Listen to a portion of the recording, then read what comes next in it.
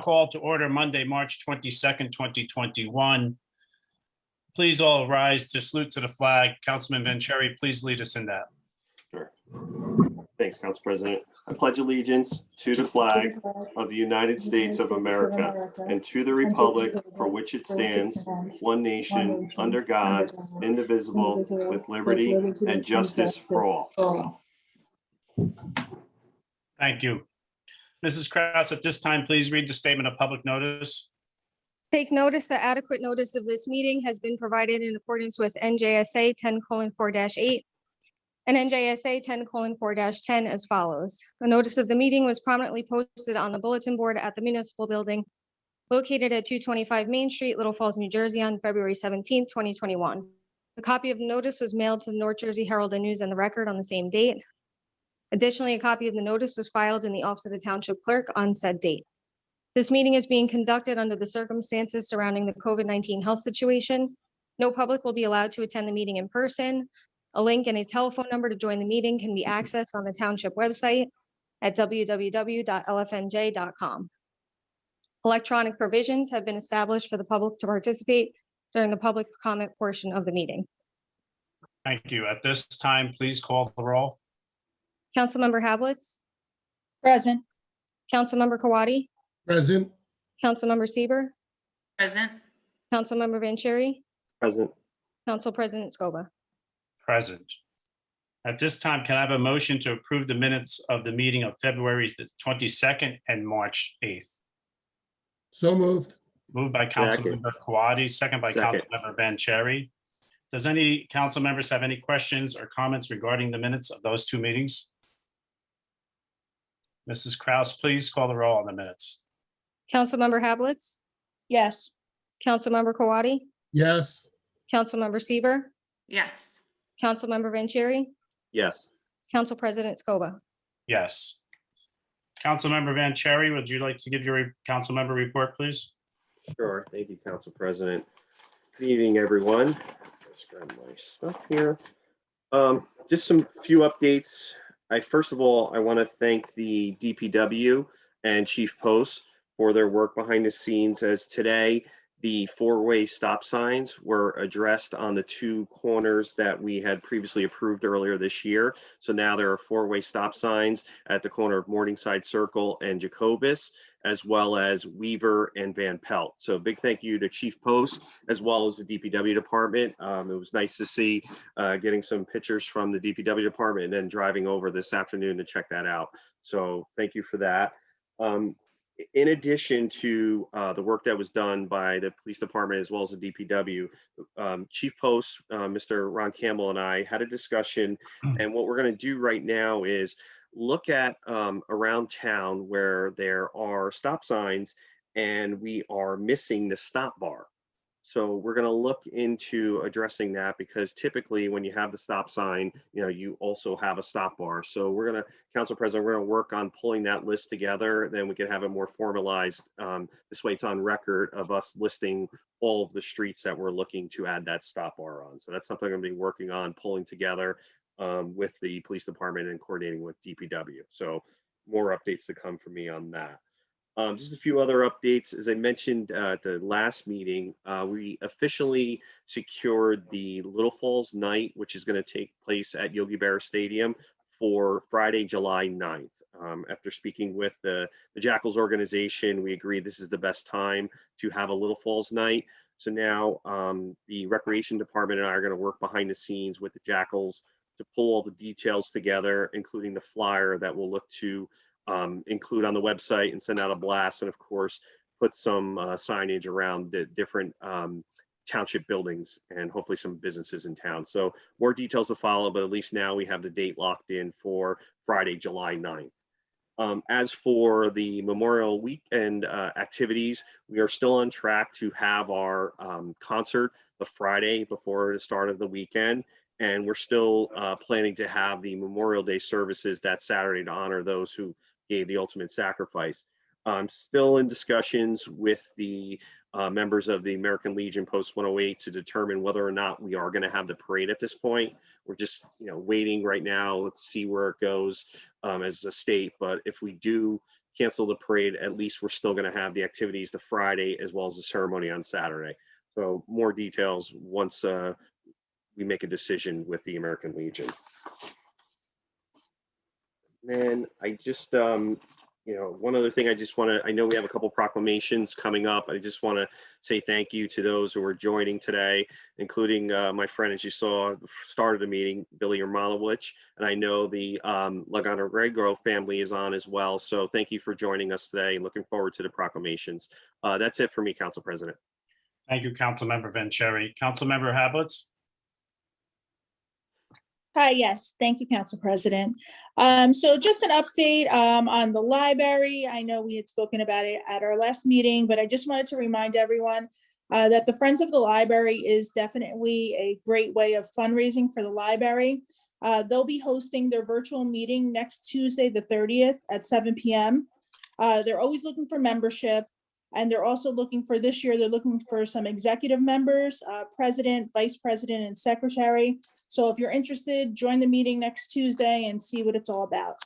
I also want to make an announcement that I'm really pleased to announce that this year, we're going to be hosting our first annual shredded event. It's a spring shredded event with the Recreation Center.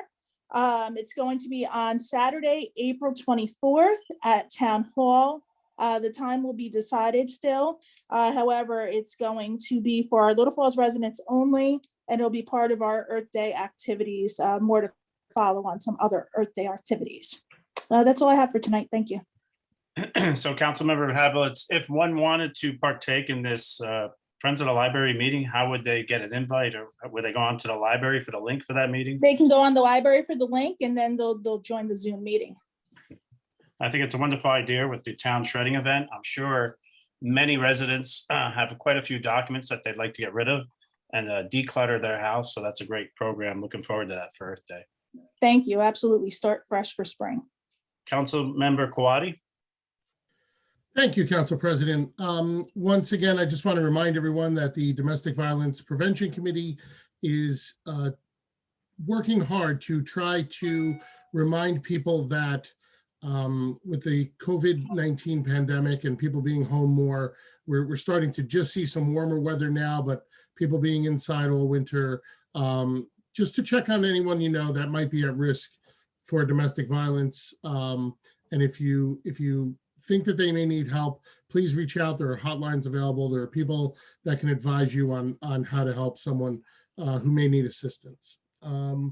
Also, PV's Operation Graduation is having their Tricky Tray on April 22nd. And you can get information on that by emailing pvhsopgrad@gmail.com. So obviously Operation Graduation is something that we've all been supportive of in the past. It's a nice celebration, an overnight celebration for the graduating seniors on the night of their graduation. So if you can, try and participate in that. Also, I want to thank Councilman Vanchery, the DPW Chief Post. One of those stop signs went in on a corner very close to my house that I've seen many near misses. And so I'm glad that corner has become safer, and I appreciate all the work that they do to keep our streets safe. My son has recently gotten a new bike and he's on the roads now. And so the safety of the Little Falls streets has never been more important to me personally than it is when I think about my 11-year-old riding his bike to school in the morning. So thank you for that. And thanks also to Billy for being here, as Chris said, to commemorate World Down Syndrome Awareness Day. We appreciate you being here, Billy. So thank you. That's it for me. Thank you, Councilmember Kwati, for that report. Yes, that's what we're supposed to do. One of the priorities of this council, of the mayor and this governing body, is to keep our residents safe. So putting up those stop signs and putting up signage in our town is very important. And yes, Councilman Vanchery does an excellent job in that. Councilmember Seaver? Thank you, Council President. Just one short update tonight around the farmers market. So we're still in full swing of planning the farmers market, which will start on May 30th and will be running every Sunday through November. the beginning of November. We are actually starting an exciting program this year. And we want to really get more involvement from our Little Falls community and our local businesses. So we're going to be starting a sponsorship program for market bags, which this way we're able to help advertise for our local businesses that for a small nominal fee. We'll put their logos on market bags that we hand out to our residents for free, or any visitors to the market for free. And then also able to set up a table to help them advertise their business, set up flyers, things like that. So we can really do a nice community outreach for our local businesses and kind of continue to push them forward. So if anybody is interested and has a local Little Falls business and is interested in the sponsorship, they can reach out to myself or to Councilwoman Christine Hablitz via email, and we can get all the information over. That's it. Councilmember Seaver, thank you. Will we be seeing a new vendor that will be maybe a supplier or grower of? We have, sure. Actually, we are almost full on several of our dates already. So it's been really great. It has just in one short year has grown so much popularity. And we have some new vendors, treat vendors, a new bakery. And in addition to most of our vendors from last year are returning, which is really one of the biggest compliments that you can get. And we're also looking to add some additional cheese vendors. We're looking at finding some mushroom vendors. We're also looking to add some wine vendors. So some definitely exciting things, especially cycling over and starting into our second year. Couldn't be more proud of the market. And I do just want to, again, I think I've done this in the past, but just shout out to our rec director, John Pace, and our assistant rec director, Tyler Passero. All the hard work they really put into this is amazing, and kind of with their help, they've pushed this forward and made it more technically advanced, easier for us to handle. So that's been a great, it's been a great pleasure working with both of them on this. Thank you for that report. Definitely looking forward to that. Under the senior advisory, we are planning an afternoon concert, which will take place in the Civic Center parking lot. Hope to get some antique cars. John Morano and his group will be playing. I have to say, I was a little bit taken back. I thought this was going to be a nighttime event, but it's going to be an afternoon event. So we're looking forward to planning that, and as well as getting the seniors involved in Earth Day somehow, possibly with that movement. So we're looking into that as well. We'll move on. Mayor Damiano, the floor is yours. Thank you, Council President. This evening, before we get into some of the budget for this upcoming year, I do have two proclamations this month that I would like to read in recognition of both colorectal cancer as well as World Down Syndrome Awareness Day. So to start, I'm going to start by reading our Colorectal Cancer Awareness Month proclamation. And it reads, whereas colorectal cancer is the second leading cause of cancer deaths and claims more than 50,000 American lives each year. And whereas there are several risk factors, including age, as the majority of cases occur in people over 50 years of age. And whereas regular screening for this cancer would prevent approximately 35,000 deaths each year. And whereas the good health and well-being of the residents of Little Falls are enhanced as a direct result of increased awareness about the symptoms and risk factors of colorectal cancer. Now, therefore, with the support of those who continue to cope with colorectal cancer, I, James Belford Damiano, Mayor of the Township of Little Falls, New Jersey, on behalf of the Township Council, extend our deepest respect for survivors and those advocating for prevention and a cure, and in doing so, do hereby proclaim March 2021 as Colorectal Cancer Awareness Month in the Township of Little Falls. Now we have one more proclamation this evening, and I'm going to ask our business administrator, Mr. Cuccia, to start the videos for the names on the screen are William and Taryn, because they are joined with their children, Billy and Rhea, who I want to have join us here on the screen this evening for our World Down Syndrome proclamation.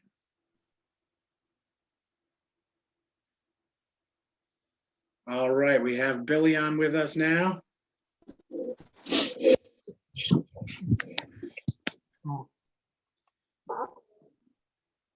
And here we Hi. go, hello, and we're being joined by Raya now as well. So with them joining us here on this screen, I would like to read a proclamation for World Down Syndrome Day that was recognized yesterday worldwide. And it reads, whereas people with Down syndrome make significant contributions to the fabric of life. They participate in the workplace, run their own businesses, take part in religious activities, create art, music, and dance, excel in sports and recreation, and pursue studies in schools, community colleges, and universities. And whereas Down syndrome is not a disability, nor is it an illness, it is a distinct culture within all cultures with its own beliefs, customs, language, and common bonds. People gifted with an extra chromosome transcend borders, socioeconomics, color, and ethnicity, bringing with them a richness that enhances the lives of those they touch. And whereas World Down Syndrome Day is recognized worldwide as a day to raise of and celebrate the many accomplishments, contributions, and talents that people with Down syndrome bring to their communities. Now, therefore, be it resolved that I, Mayor James Belford Damiano, on behalf of the Little Falls Township Council, do hereby proclaim March 21st, 2021 as World Down Syndrome Awareness Day in the Township of Little Falls. Oh, yes. Billy, do you want to say hi to everyone joining us here today? Hi. We're also, you bet, Billy. Thank you for being on with us today. We're also joined here by Raya and her parents, Taryn and Raphael. So thank you all for joining us. Really appreciate it. Thank you. Would you guys like to say just a couple of words about Down syndrome and your children? Taryn is amazing at it, so I'm going to let her take that. No, we appreciate it. You know, the point of World Down Syndrome Day is to just, you know, spread awareness that, like you had said in the proclamation, that Down syndrome isn't a disability and there's so much that our kids can do. So we really appreciate you giving us this time. Absolutely. Bill, you want to say anything? I think I'm good. She said everything. That's good. Thank you, everybody. Good. Well, Thank thank you. you guys Kids. for joining us. Very much And appreciate adults. it. And thank you for continuing to spread the word for all with Down syndrome. Thank you, Thank you. James. We really appreciate you Thank doing you. this. You bet. Thank you guys. And to the council, thank you so much, guys. Welcome. Thank you. Thank you all. All right. So moving on in this evening's reports, we have things that are a little bit more dry than those because that is something that deserves recognition across the world. The next things pertain more so to Little Falls than the entire world. So, but again, thank you guys for joining us. There are two items on my report this evening, Council President, if I may.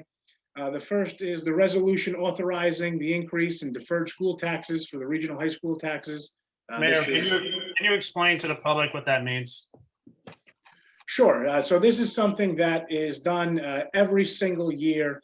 And what it does is the Division of Local Government requires that governing bodies of local municipalities that have deferred school taxes to authorize any increase in the deferrals and any additional amounts that may be incurred. So what we do is in order to meet all of the payments, essentially, the school taxes are increased by the year that ends December 31st, 2020, with a couple of increases, and the amount this year is roughly, it's just shy of, it's about $98,000 or so will be the increase to the high school's taxes.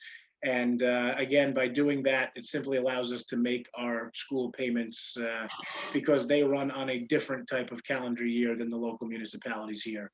We run on a regular January 1 to December 31 year, and they run on a school calendar year, which starts July 1. So we just want to be able to meet our expenses there.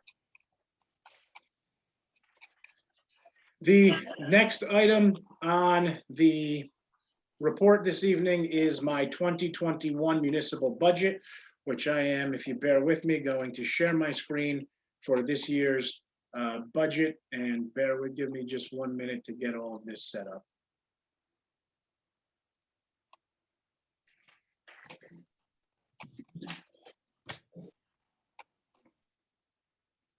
Bear with me here. How's that? Can everyone see full screen here now?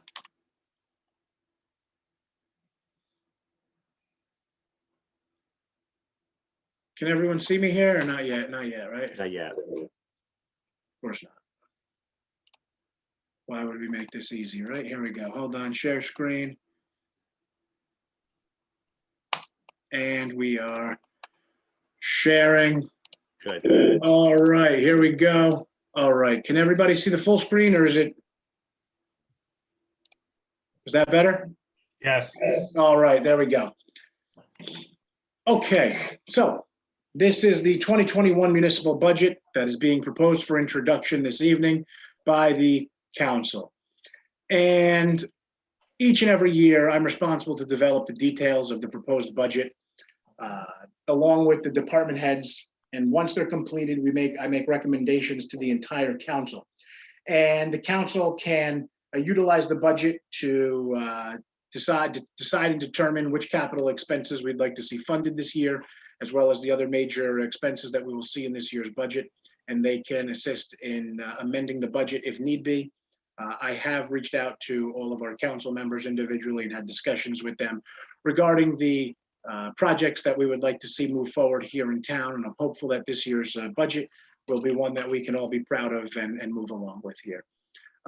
So this evening, the agenda on the presentation will be the annual municipal budget, providing the spending authority for townships.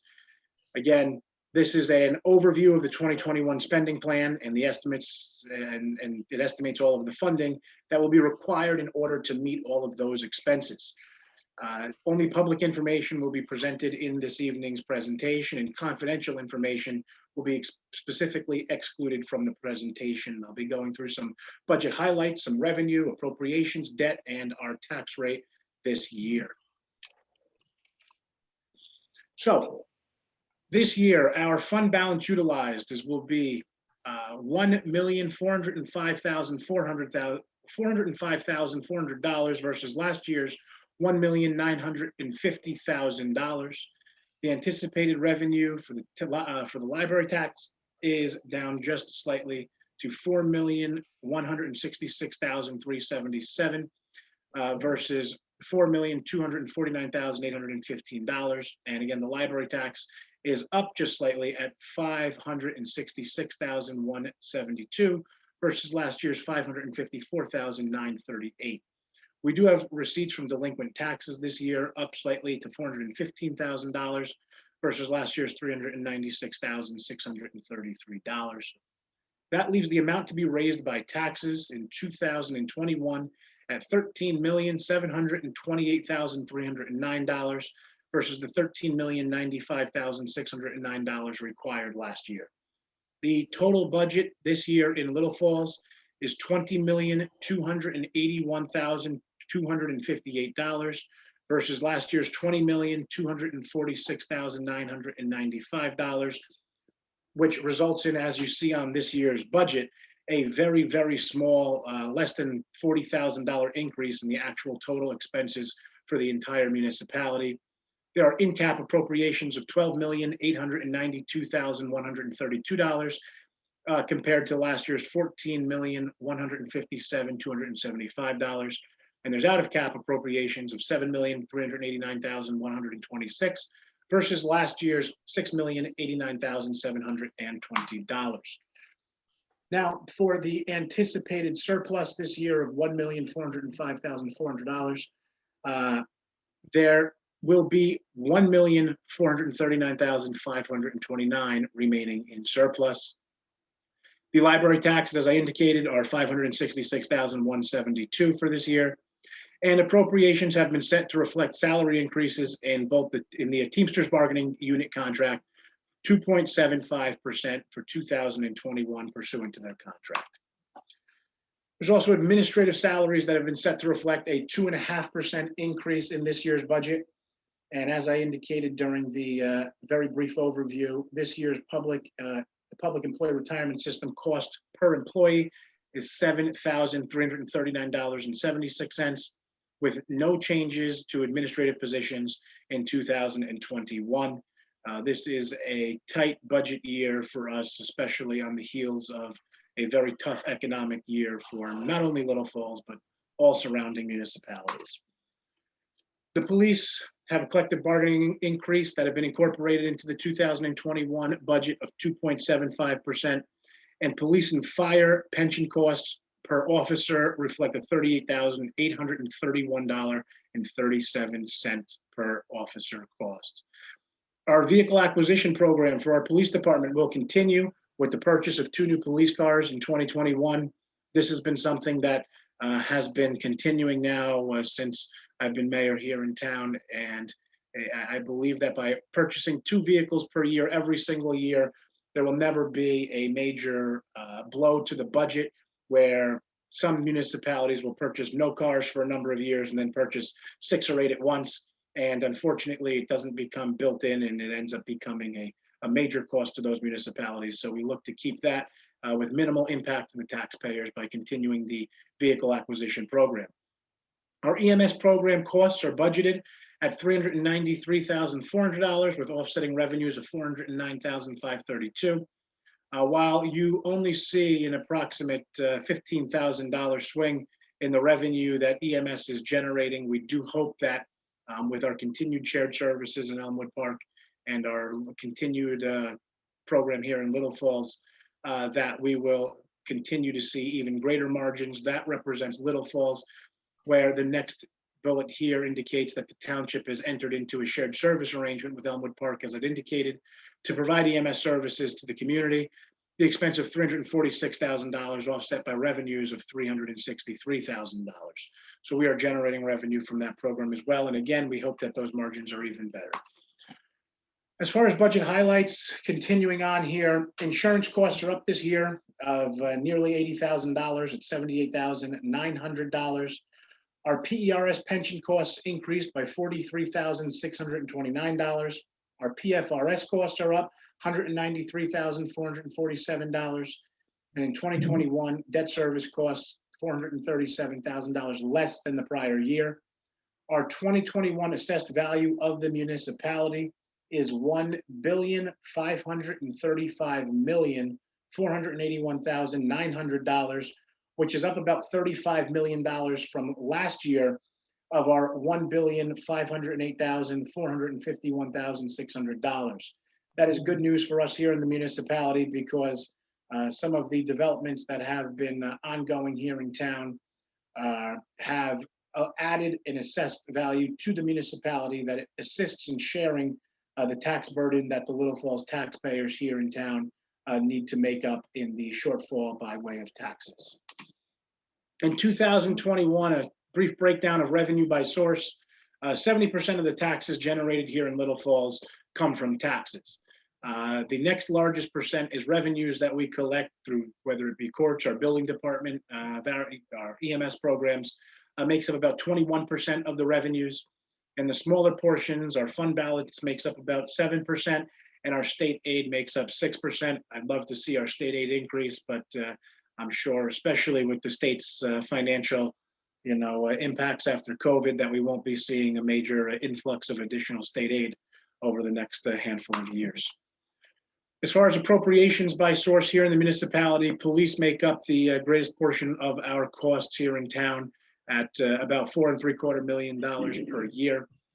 We also then move on to our public works, our debt service being our third, insurance being our fourth highest expense here, our statutory and pension contributions being fifth, our administrative costs being sixth, and utilities and solid waste and landfill being seventh. And it moves on down the line to fire and EMS, our additional sewer costs, our library, parks and recreation, construction code, municipal court, health and human services, others, grants, and emergency management.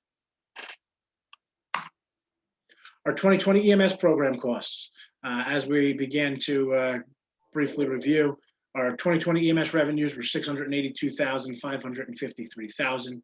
Our EMS expenditures totaled $686,880.94.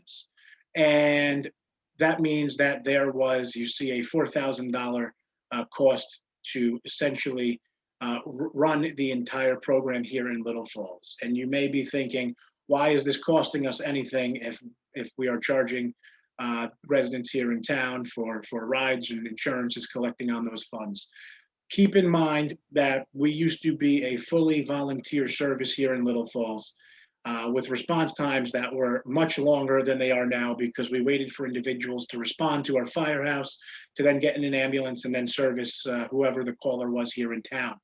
We now have 24/7, 365 coverage. And you might be thinking when we were completely volunteer, there was no cost to the municipality to run the program here in Little Falls. In fact, the cost was somewhere between, it was about $90,000 per year to run the volunteer program here in town. And our response times were substantially higher than they are now. And the entire tax burden to every Little Falls resident for the EMS program is only $4,000 per year right now. We hope that that number will eventually become a net positive number for us here. And again, this is just, I think, incredible news for us to have this incredible service here in town at essentially no cost. And just to be clear, Little Falls residents that utilize the ambulance service and EMS calls, there is no out-of-pocket expense that is incurred as a result of you utilizing the ambulance here in town. And I say that because if you are having a medical emergency, do not fear to call 911 or our Little Falls Fire Department and or police department's dispatch to get an ambulance to you, to get you to the hospital. You will not pay an out-of-pocket expense for that. You will simply, the municipality will simply collect whatever the insurance covers for that particular ride. So please keep that in mind and do not fear calling the ambulance for fear of receiving a bill. Moving on, but still in EMS, the amortization of our equipment for 2 new ambulances of $368,274 comes to 10% of that at $36,827.40 per year. If you look at our amortization and you look at the net cash flow that it costs us to run that program, the total cost to taxpayers is $41,000. Of course, that additional $36,000 per year was always built into even the prior program because, of course, there was always ambulances that the municipality had purchased in order to fund this program. So again, we are saving about we're saving about $85,000 per year as taxpayers while now having about 4-minute response times with our ambulances. So, absolutely a tremendous service to the residents here. The current township costs for volume EMS is $91,000. For our volunteer EMS was again $91,000. The current savings to taxpayers comes to $49,844 per year. Again, average response times of under 5 minutes. We've been always hitting that target since we've had this program here in town. As far as our municipal debt, here's just a comparison of our debt limit versus our actual municipal debt versus our school debt. And you will notice that as you see here over the years, our debt limit has actually been decreasing a bit since 2013 to 2020. And our actual municipal debt has remained about steady throughout. So we have not been adding to any substantial debt here in Little Falls. As far as the allowable debt limit here in Little Falls, the allowable debt limit is $49,848,109.37, with authorized debt at the end of last year at $28,977,236. So just a little bit over 50% of the actual allowable debt limit.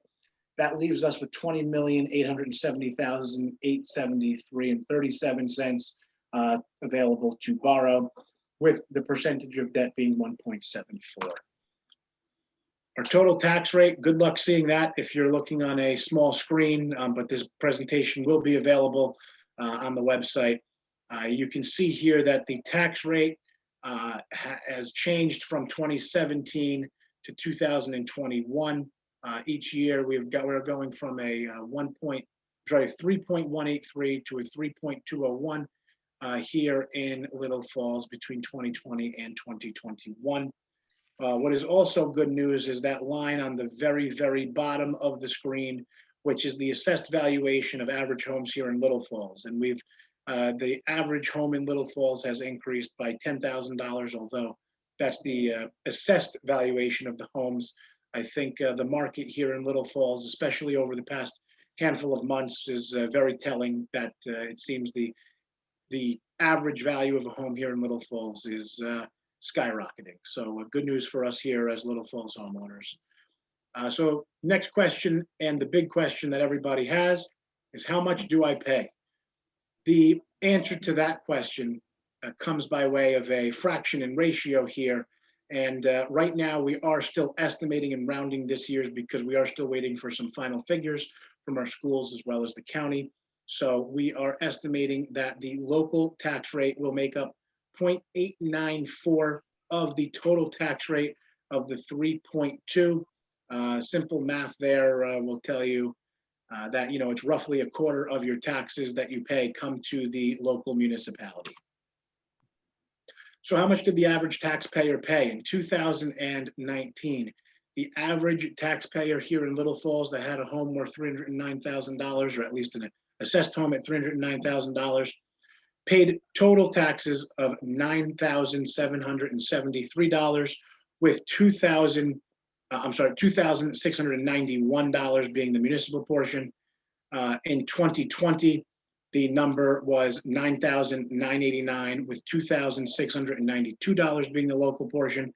And there's an area that is the 2021 figure for the average assessed value of $313,000, representing now total taxes of $10,047, with your local portion being $2,799.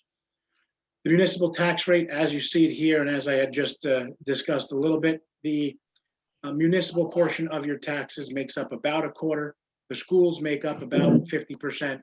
The county makes up about the other 25%, with very, very small fraction of that going to open space and the libraries.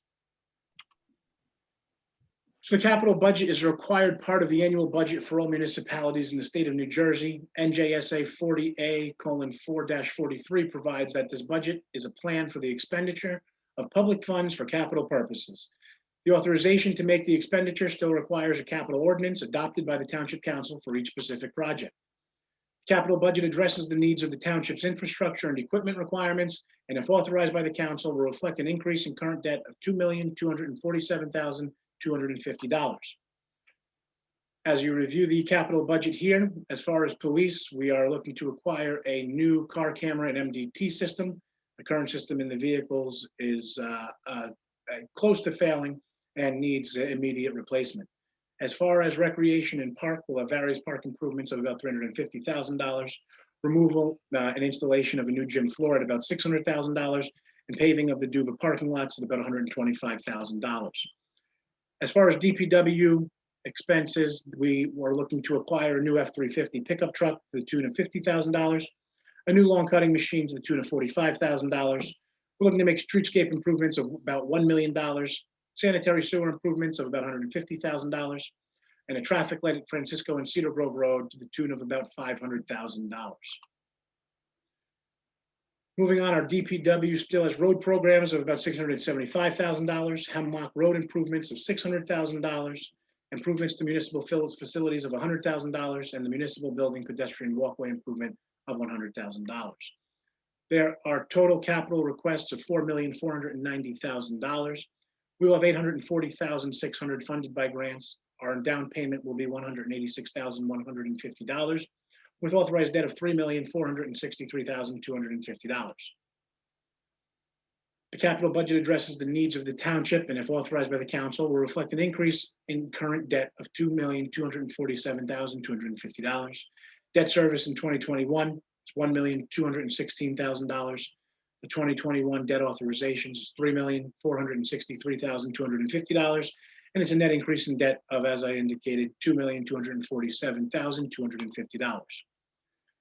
The budget hearing and adoption is anticipated to take place on April 26, 2021 at 7 p.m., at which time comments and questions from the public will be heard. Once the budget is advertised, you can send any questions or comments to ckraus@lfnj.com. Be sure to include your name and address in your email if you are looking to have those comments heard. that, and then bear with me here as I. All right, that concludes the budget presentation for 2021 to the Township Council. I turn it back over to you, Council President. Does the council have any questions or comments? Everybody here? Are we getting feedback? Getting some feedback, Council President. That's strange. Let's try again. Does the council have any comments or questions regarding the budget presentation? We recognize that the council has 30 days also to review this budget presentation for any changes or comments that we would want to make, which is an ongoing process. Myself and Councilmember Sieber will be meeting with Mr. Kusia this week to go over some line items of this budget. Mayor, can you please explain to the public what cap appropriations and out of cap appropriations are? Yeah, I can try my best. It's never an easy explanation, but there are, and actually Mr. Cucci might be able to better do so with you using some actually technical terms here may assist more than less technical terms in this sense, because there are appropriations that fall within well, again, I'm gonna turn over to Mr. Cucci for the, I guess, probably the more intricate explanation. Okay, Mr. Be happy to help there, Mayor.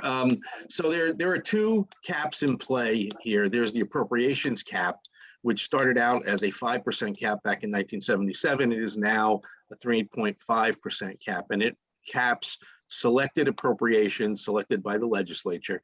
It does not include debt service and grants and expenditures to other agencies for the most part. The other cap that's in play is the levy cap, and that's a 2% cap, and that's also has some exceptions, but basically that caps the amount to be raised by taxes on an annual basis. It too does not include things like debt service and capital improvement fund and some deferred charges and whatnot. So you have two caps in play, one on appropriations and one on the amount to be raised by taxes. Thank you. We'll move on at this time. Can I have a motion for resolutions A through C? So moved. Moved by Councilmember Hablitz, second by Councilmember Vanchery. Before we call a roll, the public heard the mayor explain deferred school taxes. We just heard the mayor's presentation to the municipal budget. But Mr. Kusia, would you please tell us the resolution canceling COVID-19 special emergency resolution over appropriations, what that is? Tell the public. Yes, during the COVID pandemic, the legislature passed a law that allowed us to fund some expenditures and shortfalls in revenue that were related to COVID. We had to make an estimate at that point in time. So back in December of 2020, our estimate was that we would be short and have additional expenditures of around $2 million. When we closed year end, we actually had the actual numbers for the COVID year 2020, and we wound up with only the amount needed to be about $1.3 million. So in the way the legislature was crafted, we have to cancel the remaining balance of what we did not use. So that $700,000 is the amount of the COVID emergency that we will not use. Thank you. Does the council have any questions or comments regarding A, B, or C? Mrs. Kraus, please call the roll. Councilmember Hablitz, Yes. Councilmember Kawadi, Yes. Councilmember Sieber, Yes. Councilmember Vanchery, Yes. Council President Scoba. Yes. Councilor Wenzel, good evening. How are you? Do you have anything for the governing body tonight? No, I don't, Council President. Thank you very much. Thank you. Can I have a motion to open the meeting to the public for all matters? So moved. Moved by Councilmember Vanchery, Second. Second. second by Councilmember Kawadi. All those in favor of this motion signify by saying aye. Aye. Aye. Those opposed to that motion signify by saying nay. This motion carries. Mrs. Kraus, please read the statement. Members of the public who desire to provide comment shall raise their virtual hand in the Zoom application. The meeting moderator will cue the members of the public that wish to provide comment, and the council president will recognize them in order. Members of the public who have joined the meeting by calling in must press *6 to mute and unmute themselves and *9 to raise their hand. Members of the public who have joined the meeting via Zoom application must click the reactions icon and then the raise hand icon. Please give your name and address for the record. Once the process is complete, we will return to the regular order of business. Thank you, Mrs. Kraus. The floor is now open.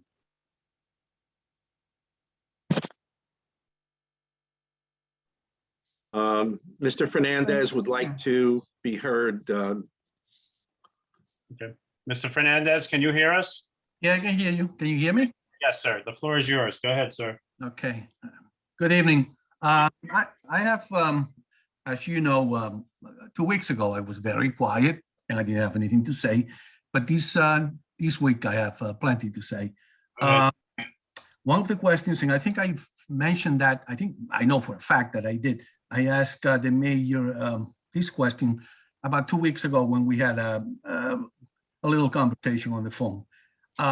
As the Peckman River project, which plays a crucial part to the residents of Jackson Park, has it been approved?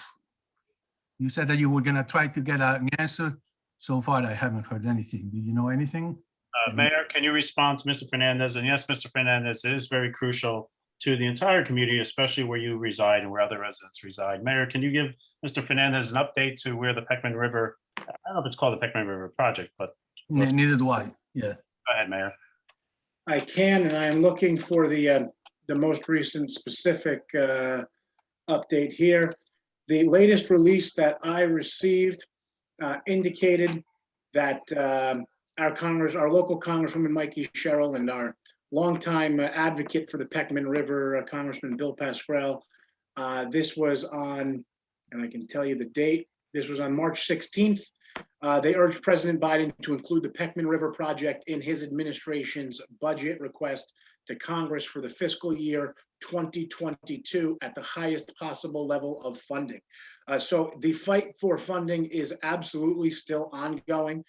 It has not been pushed to the side. We are still advocating to get this project funded at the maximum level from the federal government so that the local share ends up being as little as possible. The Army Corps of Engineers report recommended a federal funding contribution of not less than 35% of the project's total cost and up to 50% for structural flood risk management measures.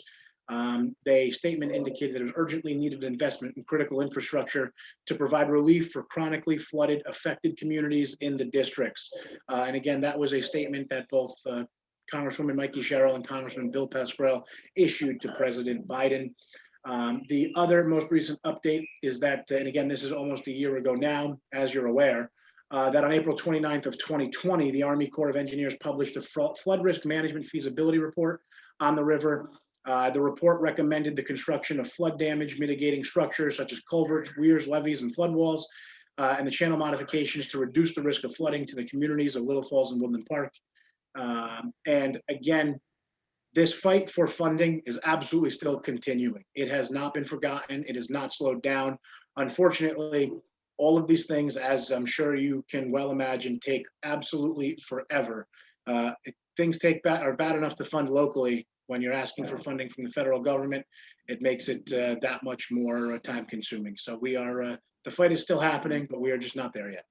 Mayor, you do, excuse me, Mr. Fernandez, one moment. You do meet with the Congresswoman almost every few months on this issue. Is that not correct?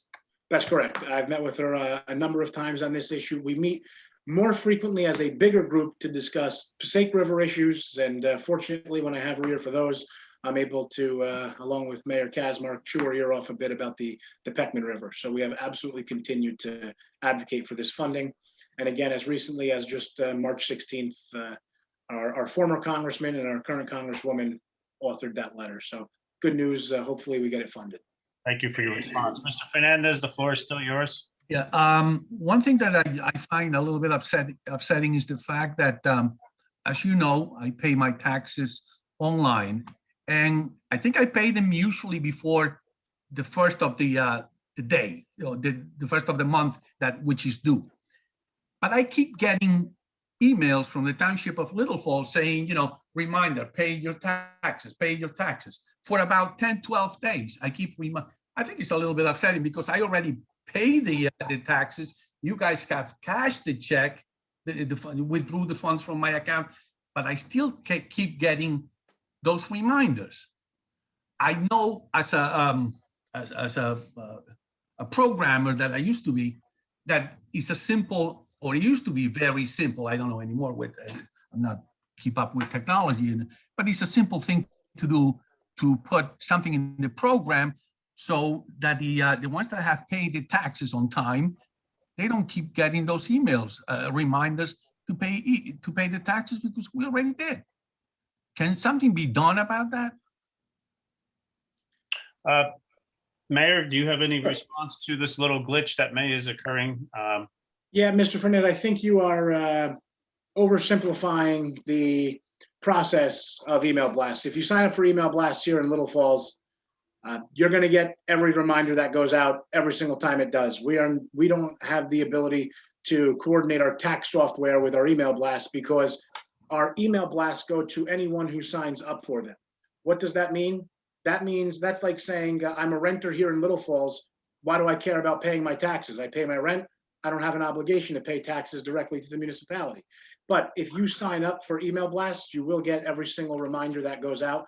Our tax software and the tax office has no overlap with our email blasts that go out. So as much as you're making it sound like it could and should be a simple process, it is not. Mr. Fernandez? Another thing, it's been almost 6 months, Mr. Mayor, since you were here on the corner of Jackson and Harrison, and you talked to the residents about the traffic. Since then, I've talked to quite a few of them on a regular basis, and they haven't heard from you. Any news about, having another meeting and explaining to the residents, not just me, because I keep asking the same question just about every other week or so, but to the residents as well, what is going on? What is delaying the process? Well, Mr. Fernandez, it sounds like you would be a great liaison to all of the residents in the area, since you talk to all of them on a frequent basis. So maybe you can assist in relaying the word to them. But I'm sure they want to hear it from you, Mr. Mayor. Sure, but what I'm saying is that my answer to you is not going to be any different than my answer to them. The answer remains the answer in that regard. And what I mean by that, and yes, I'd be happy to explain it to them, and I'll explain to them just as they have the ability to join every council meeting and hear it here every 2 weeks when you ask. The answer remains that the individual who is operating the business out of the building still does not own the building. He is still looking to close because the seller of the building is still tied up in litigation. And until the business operator can close and purchase the building, he's not able to make any applications to the planning board to modify. No, I understand. I understand when you tell me, when you tell me every 2 weeks or whenever I ask that question. But they get a little upset over the fact that, if I remember correctly, it was you and the building inspector, Mr. Di Maria, that said that the ordinance will be presented to the planning board around November, I'm sure, October or November. And it's now March, and we still don't have any answer, and we still have traffic. I must say, not as much as it used to be, but we still get those big trailers at least once or twice a day through the neighborhood. So there is no ordinance that needs to be presented to the planning board. But you said that the project was going to go in front of the planning board. We indicated that the repairs and all that, yes. We indicated that we could get the project on before the planning board as quickly as November or December. The problem is, until the business owner actually purchases and closes on the building, he has no ability to get his application before the planning board. So until he owns the building, he can't do it. We can get them on very quickly after the application is made, but he needs to first purchase the building. He does not own the building, and that is one of the requirements to have, maybe that's something that you should convey to all the residents. Maybe they can. But Mr. Fernandez, my confusion is this. You typically accuse me of putting on a show for residents and putting on a dog and pony show. And now what you're asking me to do is put on a dog and pony show. I'm happy to tell them what's happening. I'm not steering away from it, but what my opinion might be of yours It has nothing to do with the fact you're still the mayor of Little Falls. And I'm not the only resident in Little Falls. There's other people here, especially in Jackson Park, which is the area that I'm concerned with, that they want to hear from their mayor. Not from Luis Fernandez, from Mayor Damiano. Yes, I'm I'm sure- sure, certainly. And I recently discussed this item with many of the residents in that area who call me, every couple of weeks for an update. I'm happy to do that. And look, Okay. frankly, you know me, I'm happy to meet with a group of people and have this And discussion. now that the weather is getting nicer, maybe we can have in the same place a meeting again and explain what the delay is all about and what is all our concerns. Like I said, I'm always happy to do that. Okay. All right. And finally, I have another thing that I hope I'm allowed to express my feelings, Mr. Council President. I just passed quite a few times by the recreation center, and I see that the electronic billboard that is right outside in the parking lot, it advertises your name and everybody else's name, the mayor, the councilwoman, everybody. And I find it odd and a little bit, I guess you can say unethical, the fact that they're advertising personal individuals with the taxpayers' money. When you say that the recreation center welcomes you, it should be not Mayor Damiano, with the mayor and the council welcomes you. Because you come and go, you may be here 8 years, 20 years, whatever. And so is the council. And eventually they go on to another councilman or another mayor or whatever. Does that mean that when you leave, the recreation center stops welcoming people? You follow what I'm saying? You should say the mayor and the council welcomes you, not Mr. Damiano or Mr. Escobar, or which is what you actually do. I find it a little bit, like I said, a little bit upsetting and a little bit unethical, because as a matter of fact, for a fact that Patterson Avenue is a very, there's a lot of traffic on that road, and everybody can see that.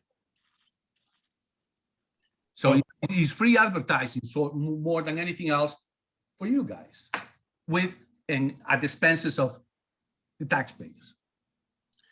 Mr. Fernandez, I appreciate your comment. As far as the expense of the taxpayers, the sign is rolling, whether our names are on it or not, it's a set expense. So we would never put an expense on the taxpayers in that fashion. So that sign is on.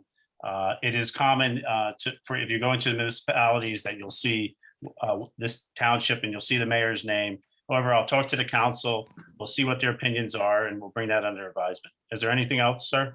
Thank you, sir. Thank you for all of your time. You're welcome. Thank you for participating in our meeting this evening. Excuse me, Council President? Yes, would you like to comment on that? No, I just wanted to make sure as we move on, we have one resident, Vanessa, who's having difficulty raising her hand. So I just want to make sure. Yes, yeah, I have her down as third on the list. Great, thank you, Melissa. Council President, I did want to address Mr. Fernandez's concern. The sign actually is worded the way you wanted it to be. It says Mayor Damiano, Council President Anthony Scoba, council members, and it lists our name, welcome you to Little Falls.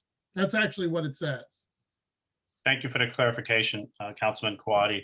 And I thank the residents for having patience as we entertain the open public meeting. I'm sorry, the next one, Melissa, that you have on this, is that Mr. Karakin? Yes, it's Arnie Crockton. Yep. Mr. Karakin, can you hear us? I certainly can, President Scoba. Thank you. The floor is yours. Thank you. Arnie Karatkin, 181 Long Hill Road, Little Falls, New Jersey. So I have a couple of items. One was, I appreciate the fact that Mayor Damiano updated us about the request for federal funding for the Peckman River. And I was wondering if the mayors of towns affected by the flooding of the Peckman could perhaps coordinate an effort by residents to write to the president. I'm a strong believer in advocacy, and it's great that Congresswoman Sherrill and Congressperson Pascal have been advocating for us in Washington, but I think an effort by citizens to either write letters or make telephone calls would be terrific. Perhaps the mayor could prepare an email blast to urge people to get involved. And I would appreciate that happening. I think it's in the interest of the towns along the Peckman. Would you like to comment on that, Mr. Crockett, or are you just making a statement? Well, I made a request. I made a statement. I said I would appreciate if the town, the mayor, would perhaps prepare an email blast urging residents of Little Falls to advocate for federal funding for the Peckman project. Yeah, I'll discuss that with the council members along with the mayor. And if we're not crossing any boundaries, we'll definitely take a look at that. Okay, that would be terrific. The second thing I was sort of curious about in the mayor's budget presentation, I know it was an overview, but I was sort of curious whether there's any funding for the downtown town center parking plan, for the plans to demolish the 3 houses on Stanley Street, the purchase of the PNC Bank, the paving of the area, the installation of parking meters. Is there anything in the budget to deal with that, or is that just a contingency plan? Mayor, you want to address that? Sure, and I'm going to ask Mr. Cuccia for an assist on this one. I believe those projects have already been funded previously. For the amount of demolishing the houses and paving? Mr. Kusia?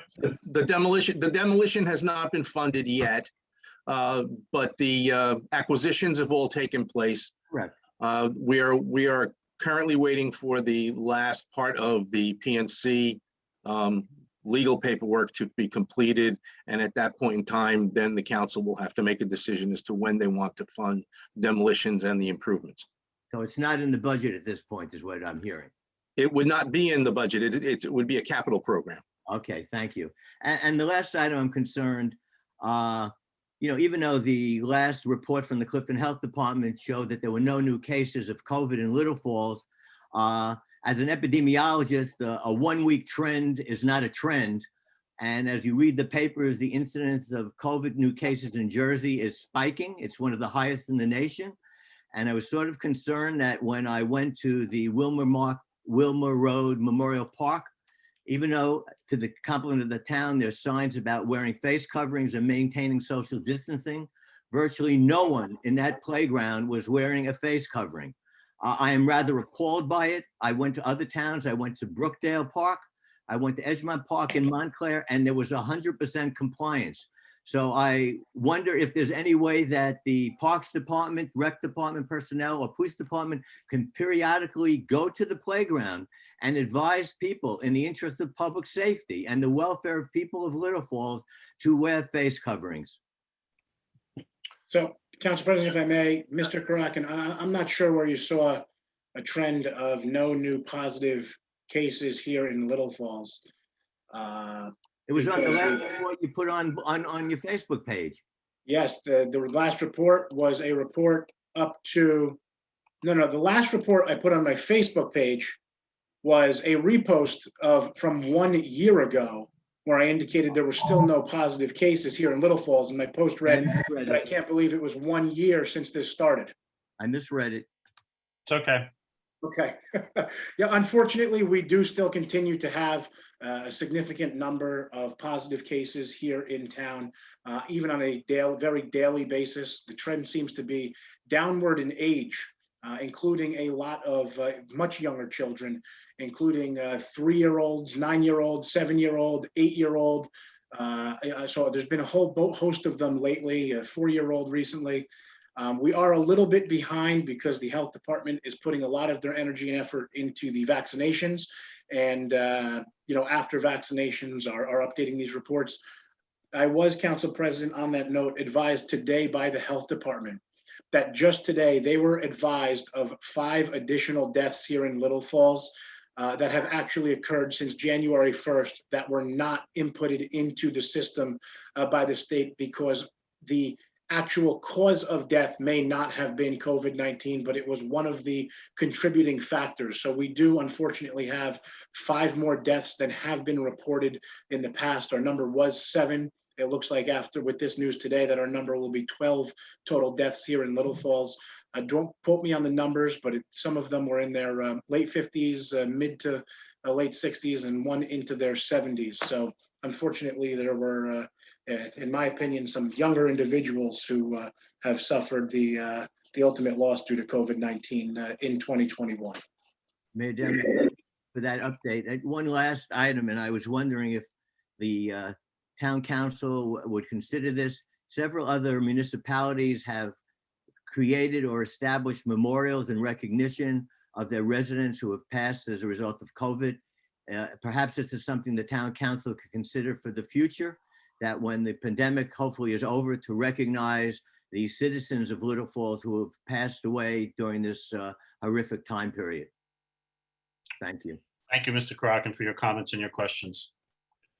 Next on the list is Mr. Bobby. Is that correct? Yes, that's who's next. Yes. Mr. Bobby? Yes, good evening, everyone. My name is Robert Pospiel. I am a resident at 2 Cedar Grove Road.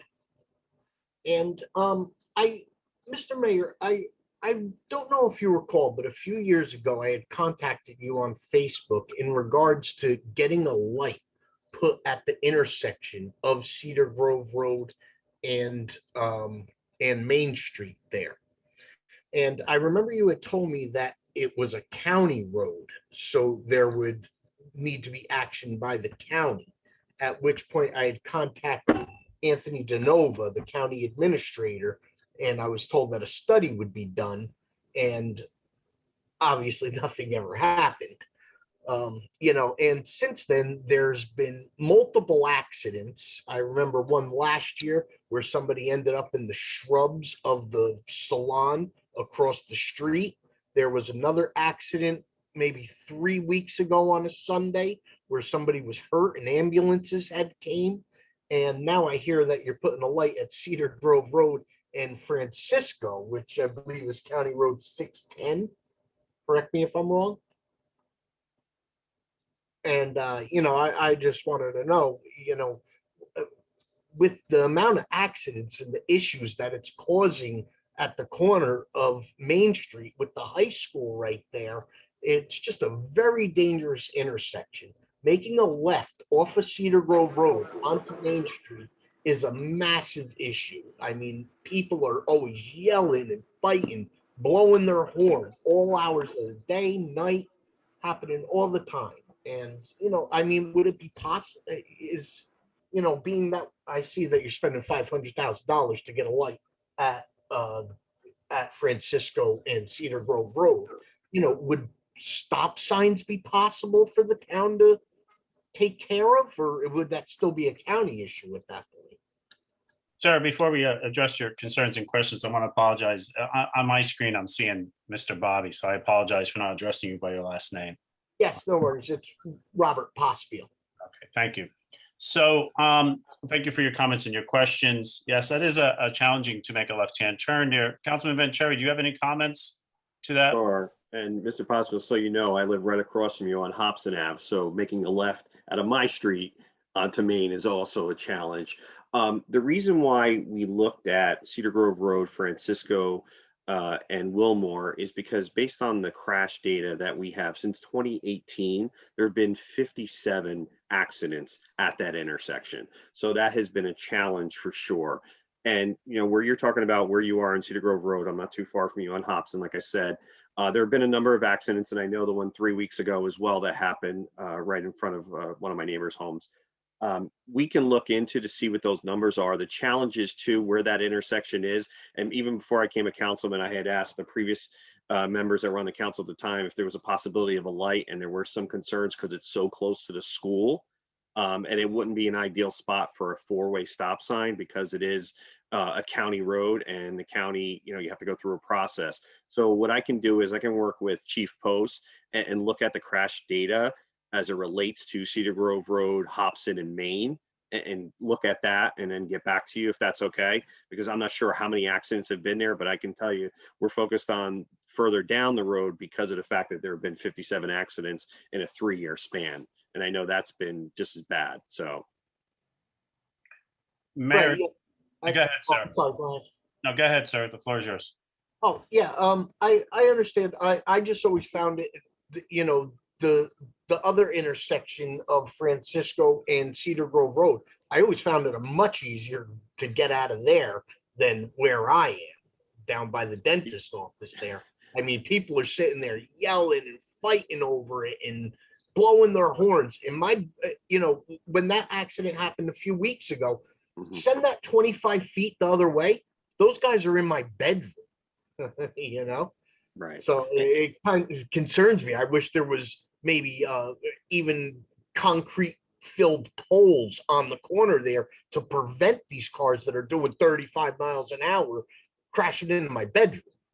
Yeah, and I can tell you too, one thing we did about 2 years ago was I worked with Mr. Di Maria to reach out to the water department. If you remember, on Main Street across the way near my side on Hobson, there was no curb for a long stretch up until the first house that was close to the high school. And what would typically happen is if you were making a left turn onto Cedar Grove Road, people would just drive over the grass to kind of shotgun around, and that would cause problems for people trying to make a left onto Hobson, as well as coming straight down Main Street. So that was something that we did address as well.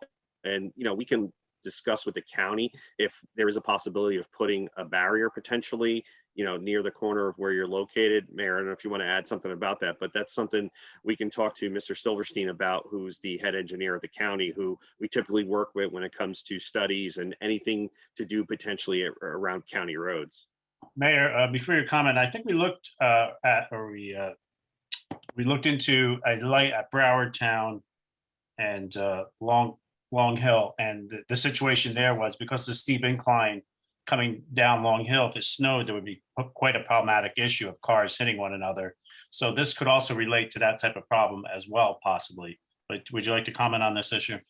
Sure. Yeah.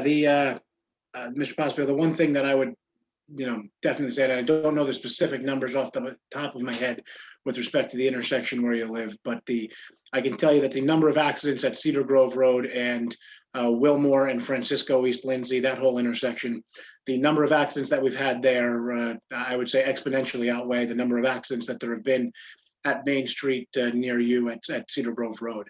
I will say, I know one of the individuals involved in the accident just about 3 weeks ago, and there was no doubt that it was while not a highway speed collision, it was a higher speed collision of two cars. It was not a fender bender. So yes, I do agree with you that there are accidents there occasionally. I don't know the exact frequency, and we can look into that and get back to you in that regard. As far as a study, the studies typically, we rely upon the number of accidents and crash data that we receive from the police department. So Councilman Vanchery and I will touch base with Chief Post to get that information for you. As far as bollards or concrete type of blocking structures, I honestly just don't know that there's enough room in that area or that any real data would actually warrant it there. I don't know what the county's position is on any of that, but I mean, it's something we can talk about. I don't know of too many places where they do have them though. Mm-hmm. Yeah, I can look into it. I'm happy to do that, Council President, to look into that, for you, and I can circle back and we'll get the crash data as well at that intersection. Are there any other comments or questions you have for us this evening? Yeah, one other question I have. I see that it looks like they're painting blue lines on the street over there of Cedar Grove Road and Main Street. Are they going to start digging that up again to put in water mains, it looks like? I saw blue lines painted out in the front, and it kind of looked like they were going to start digging again. I mean, I could be wrong, but that's what I thought it was. Mayor or Mr. Kusha, are you aware of any digging that's going on in that zone?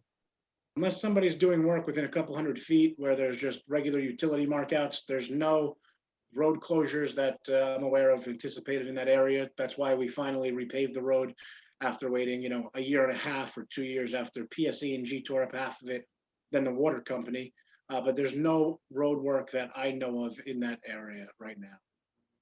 Oh, okay, I was just curious. I saw the lines and I was just wondering. So I was like, why did they pave the road if we just dig it up again? Right. Well, if you see any unusual activity, please call Mr. Kusha at the municipal building. Thank you, sir. Thank you. Mr. Peza, thank you for having patience. We usually have one or no individuals. Tonight we had quite a few, so the floor is yours, miss. Hi, good evening. Thank you. My name is Vanessa Paza. I live on 9 Woodside Avenue. Tonight I am requesting, I'm going to try to keep it under 5 minutes, as I know that we have that time.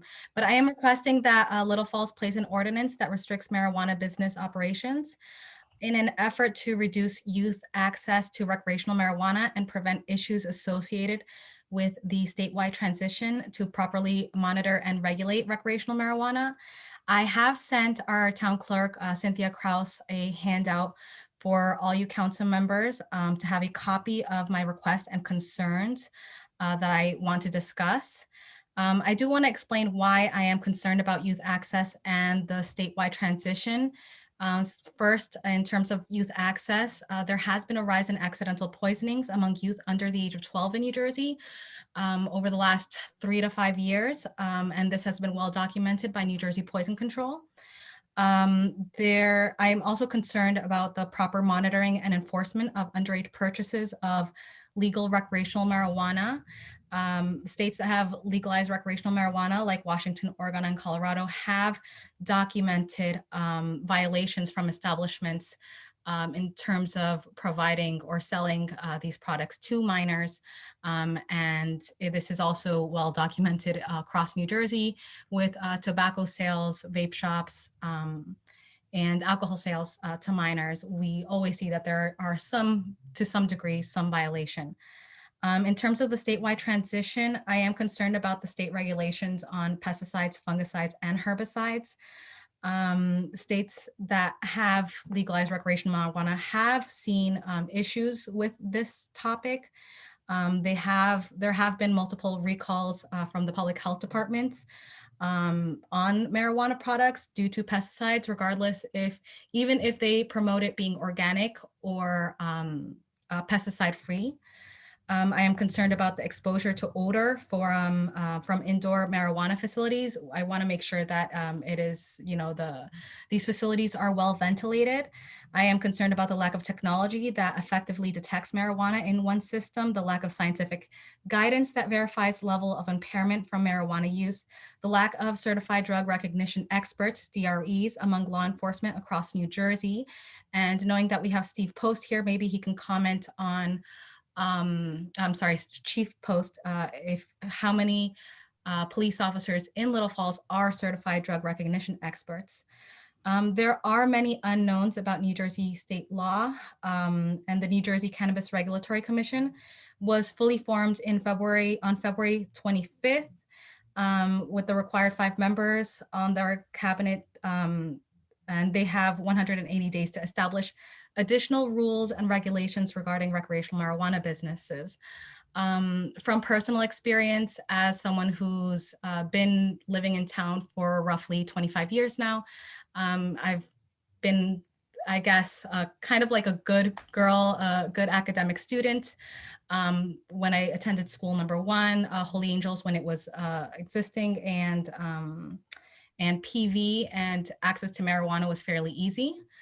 And now within the last 5 to 10 years, I can tell you from personal experience that I've been to a home where a parent has allowed their child to smoke with their friends, other PV students, within their home, within their residence. So the perception of risk of use among youth have definitely decreased, but among parents as well, and across the nation. So this is why I'm bringing up these concerns.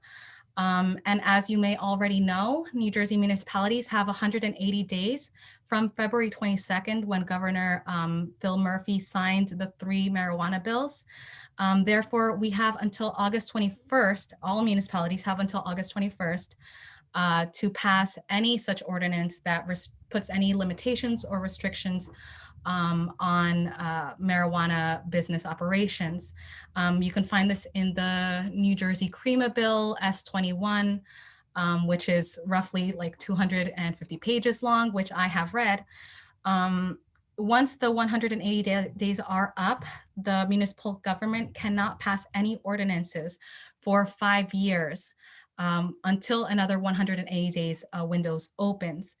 And then they can, when that window opens, they have to wait another 5 years, and so on and so forth. So what I am requesting, and this is the last of my discussion, is that We restrict the number of recreational marijuana businesses in Little Falls to only one marijuana business.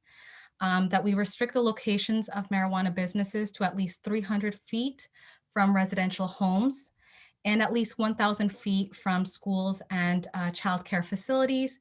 Will also abide to the federal drug-free school zone law. And I would also like to request that we fund training for most, if not all, of the police officers in Little Falls to be certified drug recognition experts. And I guess I'm also wondering whether I have any support, and I'd like to hear from the council members on the things that I've mentioned today. Thank you for your research, and the council and the mayor does have what you, the correspondence. We all have it. We read it thoroughly, so thank you for that. You are correct in all your information, and we're well aware of the 180 days. If we do not allow in the municipality that we have, it'll be 5 years before we can allow it. So thank you for, again, highlighting all that information.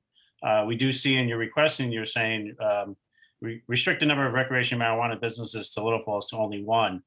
I'll speak on behalf of the council. We may not allow any at this point. We're having these discussions as we speak. But we may allow, possibly, we're looking to maybe allow warehousing or growers in our town. We're looking at areas in our municipalities and see if that's feasible. But I'm going to open us up because you did ask, you want to hear the council's opinions. So the floor is now open to the council to comment to Ms. Apeza's comments regarding the new cannabis law. Would anyone like to speak?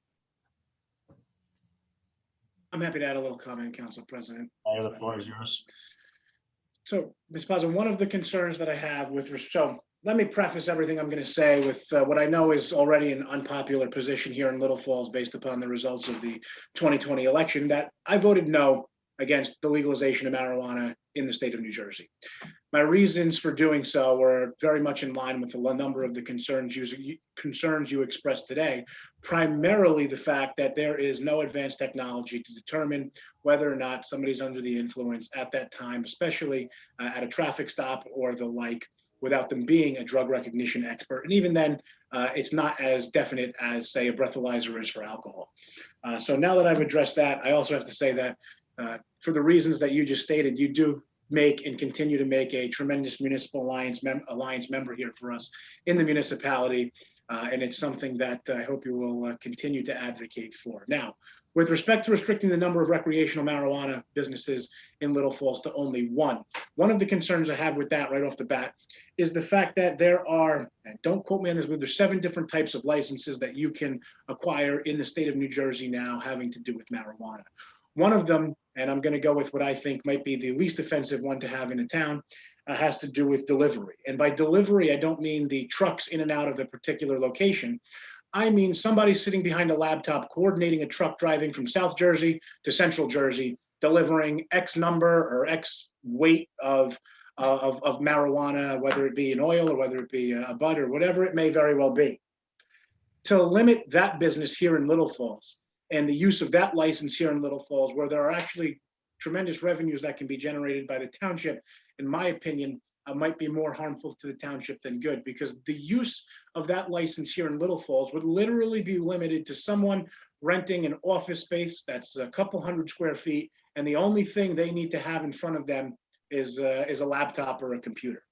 So to limit the number of marijuana businesses in Little Falls to one, again, based upon license type, I think needs to be discussed. If you are discussing one marijuana business being a retail location, as you heard Council President say, and he has been I've had conversations with Council President alone. I've had conversations with a number of other council members at times too.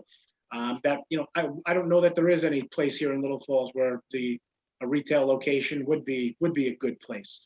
So if you're referring to retail, that's a different issue than I think just the licenses. But again, something that I think needs to be discussed. And as Council President said, we are well aware of the 180 days.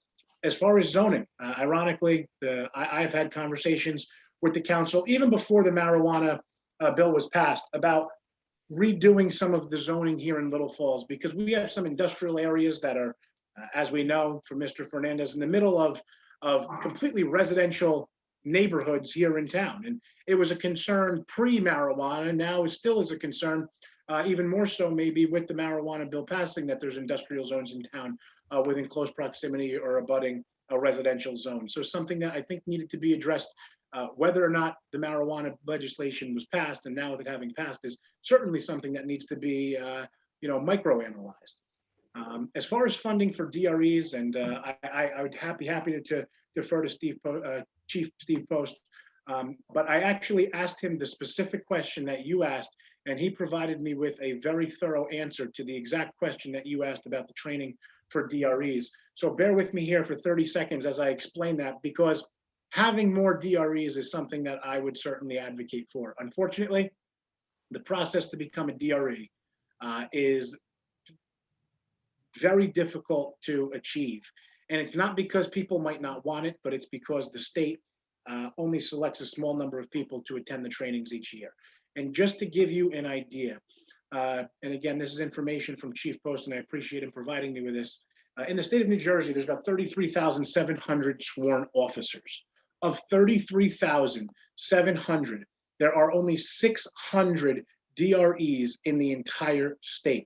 So if you look at that number, and I'm doing quick math here, that means there is literally less than 2% of our total officers are DREs here in the state of New Jersey. It's a very, very small number. So that said, the first step to become a DRE is you have to apply to attend. You have to provide copies of DWI reports you've written, as well as a number of DWI arrests that you've made, and the state police decide if they will even offer you a spot in their program. To become a DRE, you need another DRE to recommend you for that class. And the training is in 3 separate phases. There's a 2-day preschool and then a 7-day class. You then need to pass a test to go on to the 3rd phase. And the 3rd phase is a 1 day a week for 6 weeks, and where you do field evaluations. After the 3rd phase, there's a comprehensive 5-hour exam that you have to pass with at least a score of 80. We have recently recommended 2 officers here in Little Falls to attend the class over a year ago, and we haven't heard anything yet. As of right now, there's approximately, like I said, 600 DREs in the state. And with a rate of 120 officers per year being trained, obviously that results in there being quite a long wait. I know you indicated it'd be great to get all of our officers trained, but at that rate, it would be essentially impossible to do that. We are hoping that at least one of our 2 officers does get selected for the 22 or even the 2023 program and the classes that will be held. I have a feeling, and Chief Post does as well, that with the new legislation here for marijuana, that the program is going to become even that much more competitive to get in if the state does not open additional classes. I know one of the questions that you had to do with funding DREs. The good news is funding is not an issue. The reason funding is not an issue is because DRE training is provided at no cost to the township. It is funded by the state police, the state of New Jersey. So they fund the DRE training. And I think it's funded from the Drunk Driving Enforcement Fund that they utilize to fund that program. The other issue that we have is that you need to be aggressive in DWI enforcement in order to be accepted into this program. And Chief Post shared with me that the issue that we would have is that our officers who work days would have a very difficult time showing that they are very aggressive with DWI enforcement, not because of their lack of attempts to ensure the safety of the residents and for monitoring DWIs, simply based on, I guess, statistics that most of the vehicles on the roadway when there's daylight out are not impaired when they're driving, versus I'm sure a greater percentage of them in the evening hours, as our nighttime crews are obviously much higher in DWI enforcement than our daytime shifts here in Little Falls. Just to give you one idea, when Lieutenant Briggs, who is our only DRE here in Little Falls right now, again, the state only runs them in a couple sections of the state when they do. Lieutenant Briggs had to travel to Homedale every day, making it basically a 12-hour day for him to attend this DRE training for that period of time. And I will say to you, I absolutely agree. We need more DREs. The state of New Jersey needs to fund or at least hold more of these trainings for officers. They need to provide this service, especially with the new legislation and the legalization of marijuana, because as you indicated, it is going to become a growing concern for enforcement for officers who are not necessarily trained as drug recognition experts. So I want to say I do appreciate all of the comments that you made and all of the points that you have raised. It is certainly, for me at least, very well received. So for the DRE drug recognition experts, Councilman Vanchery, would you like to add anything? Yeah, Mrs. Apaza, thank you. Can you hear me? Yes, go ahead. Okay, Mrs. Apaza, thank you for sharing this with us, because I'll speak for myself, let each of my colleagues speak about their personal opinions, but I can tell you, it's interesting, when the state crafted the legislation, obviously they left some room for local governments to decide whether or not they wanted to ban or limit what's being offered. And for me personally, I am not a fan, same as the mayor, of having marijuana being sold in Little Falls. And if we are going to look at potentially where there's a cultivation in the cards in Little Falls, I would want to know where it would be, because I think there's certain parts in town where it shouldn't be. We have 3 schools, and as a parent of 2 kids who go to 2 of those schools, I wouldn't feel comfortable knowing that there's maybe a plant growing right next door to a school. So I definitely know that each of us are going to look at this. I mean, we have some time, but it's definitely a topic for conversation. And I've done some research looking at what other municipalities are doing, whether it was Wayne, Pompton Lakes, Franklin Lakes, Parsippany, Clifton. It's definitely a hot topic. And as you saw last year, several towns kind of started a little earlier enacting certain resolutions, but obviously had to change it in light of nothing was approved at the time. But it is something that, I understand it's legal in New Jersey, but I'm not a fan of it in Little Falls. That's just my personal opinion. Councilmember Hablitz, would you like to add anything or comment to this? I just echo the same type of sentiments as the mayor and as Councilman Vanchery. Although I, would not say that I would be opposed to wholesale or warehousing or growing. For me, I don't think that it has a place in retail in Little Falls. Councilmember Quaddi.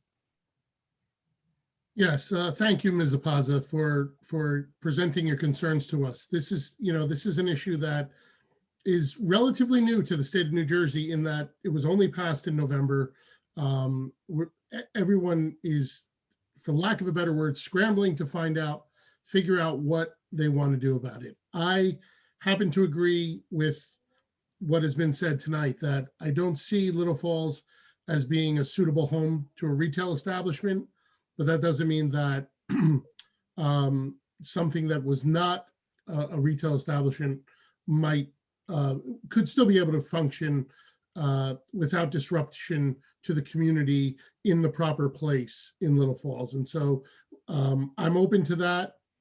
I'm certainly awaiting more information from the state and guidance to see what it would entail, what the burdens would be on the township before we make any sort of final opinion on it.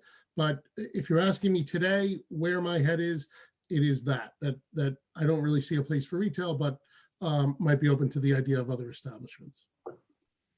Thank you, Councilmember Quaddi. Councilmember Sieber. Thank you, Council President. I'm pretty much going to echo the rest of the council and mayor. These are conversations I've had with individuals, individually with some members of the council. I've also had conversations with residents, because it's important. This vote went out. We saw the way the vote came back with Little Falls. Sometimes we might have residents that are okay with it, and then sometimes they say, but not here.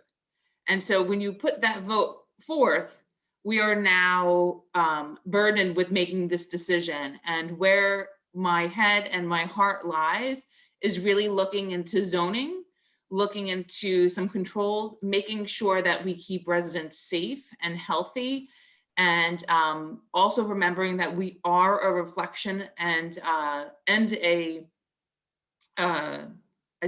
reflection of our community.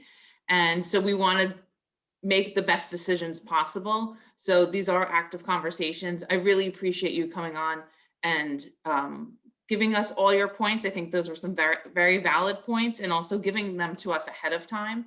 So I really appreciate that. But I think right now, I believe that we need to look at the different types of licensing, looking at the zoning, and making sure we put forth ordinances and rules according to what our Little Falls residents want.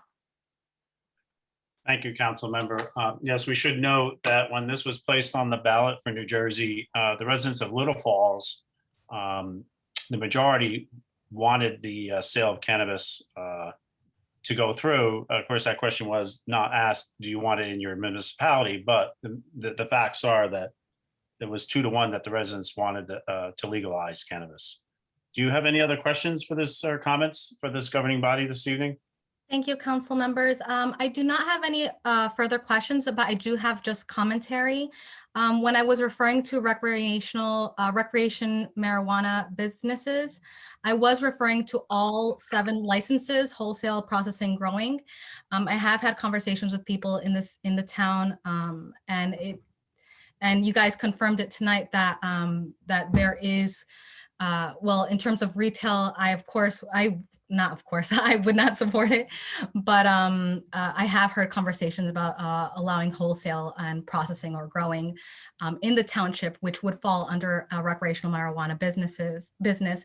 And I also love the fact that you guys are aware of the law and are aware that there are less than 2% of police officers across New Jersey that are certified DREs. And if we have no DREs in our police unit in Little Falls, I think that would be very disappointing. I'm not sure if that was clarified, but that is my position with that. And that is all I have to say. Thank you. Council President, if I may just clarify, we do currently have 1 DRE within the municipality, Lieutenant Briggs. If I wasn't clear, Lieutenant Briggs is a DRE here locally in Little Falls. We are looking to send 2 more to become DREs. We've applied, they have applied. But again, we don't have any confirmation on whether or not they'll be accepted or what program year they may be accepted into if they are. So we do have 1 currently. I do know that some of our surrounding municipalities have no DREs within their local police departments and local police forces.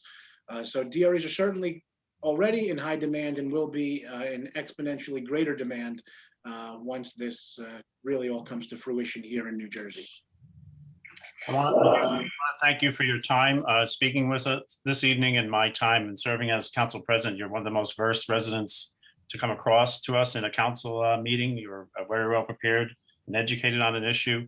And I encourage you to come back and talk to us again, and encourage you, if you have other residents that would like to speak to us, reach out to us either directly through email or come to the next meeting. Thank you. Thank you. Do we have anyone else, Mr. Pirro, that's speaking this evening? I did not see anybody else's hands raised. Thank you. At this time, can I have a motion to close the public comment?